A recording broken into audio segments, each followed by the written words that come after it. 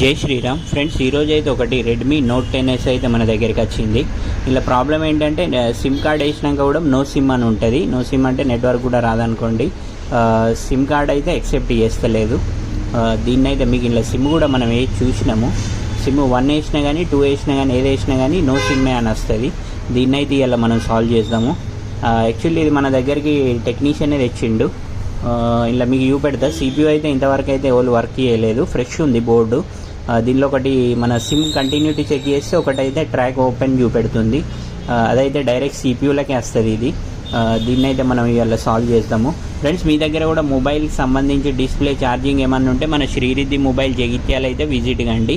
Jagtial district వాళ్ళు కానీ, జగిత్యాల చుట్టుపక్కల గ్రామాల వాళ్ళు కానీ, మన తెలంగాణ వాళ్ళు కానీ ఎవరున్నా ఈ రీల్ లైక్ చేసి ఫాలో చేయండి. ఎందుకంటే మీకు కాకుండా కానీ ఇలాంటి ప్రాబ్లమ్స్ ఎవరికైనా నచ్చినప్పుడు అయితే యూజ్ అవుతుంది.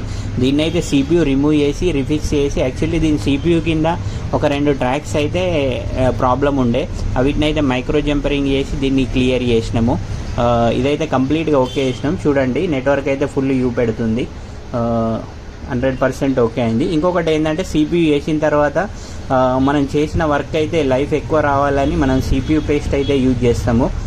దీనివల్ల ఏమంటే CPU హీట్ కాకుండా కూలింగ్ ఉంటుంది.